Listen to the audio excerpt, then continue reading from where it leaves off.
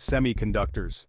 They're the tiny chips powering your phone, your computer, your car, almost everything in our modern world.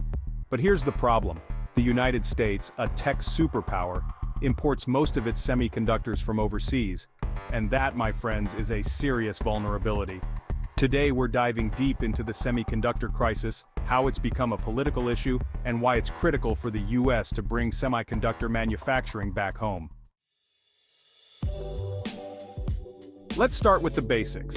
Semiconductors are the brains behind modern technology, crucial for everything from smartphones to military weapons. But 90% of advanced chips are manufactured in East Asia, with Taiwan being the global leader, followed by South Korea and China. The US imports the majority of these chips, and this dependence has exposed a significant weakness in our national security and economic stability. Just look at the disruptions caused by the COVID-19 pandemic and ongoing tensions between the US and China.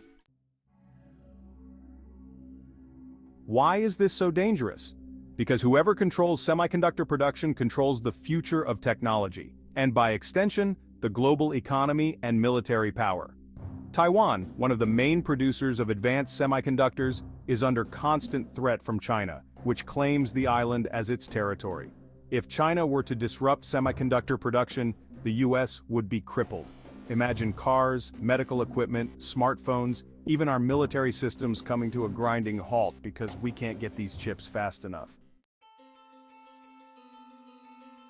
The semiconductor shortage during the pandemic highlighted just how vulnerable we are. Automakers had to pause production, tech companies couldn't meet demand, and prices for consumer electronics soared. Our reliance on foreign chip manufacturing was brought into sharp focus, and it's why politicians across the spectrum are pushing to bring semiconductor production back to the US. So, what are we doing about it? First, the CHIPS and Science Act, passed in 2022, is one of the most significant pieces of legislation aimed at tackling this issue. It provides $52 billion in subsidies to encourage semiconductor companies to build manufacturing plants in the US. Intel, TSMC, and Samsung are now investing in domestic chip facilities, a move that could reduce our dependency on Asia. The goal is simple: make the US a leader in semiconductor manufacturing once again. But why does this matter to you? Because semiconductors are not just a tech issue, they're a jobs issue, a national security issue, and a future of America issue. Bringing semiconductor production back home would create tens of thousands of high-paying jobs and reinvigorate US manufacturing. Beyond that, it protects us from supply chain disruptions and gives the US leverage in the global tech economy. No longer would we be at the mercy of foreign producers. And as tensions with China escalate, having our own chip production isn't just an economic advantage, it's a strategic necessity. So, what about the politicians? Trump made US manufacturing a central pillar of his presidency.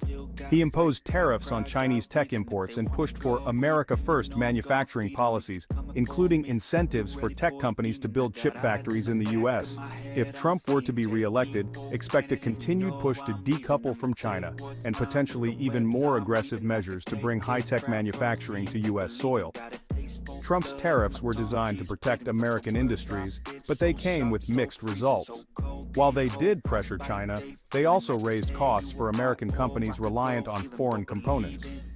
Going forward, a Trump administration would likely double down on reshoring production, with tariffs and trade restrictions as key tools.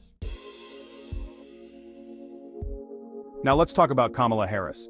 She has a different approach.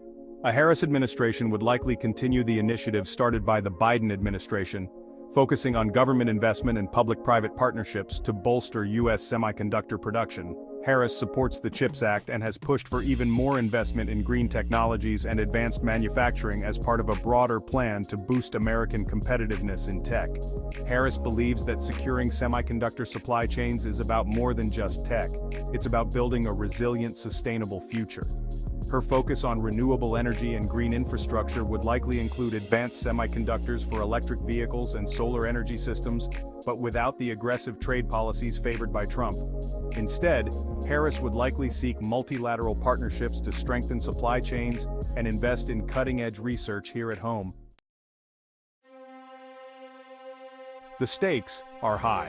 As we face increasing competition from China and other global powers, whoever controls semiconductor production controls the future. The US can't afford to be left behind.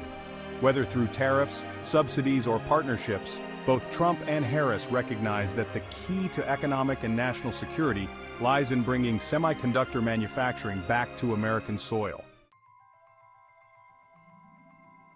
So what's the bottom line? Semiconductors are more than just chips. They're the backbone of the modern world.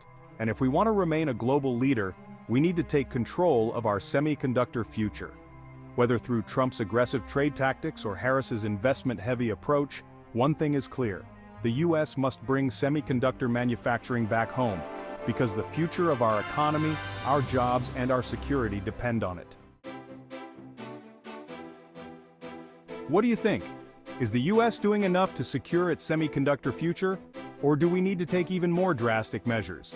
Let me know in the comments, and don't forget to like and subscribe for more insights on the policies that shape our world. Thanks for watching the Political Pulse 2.0.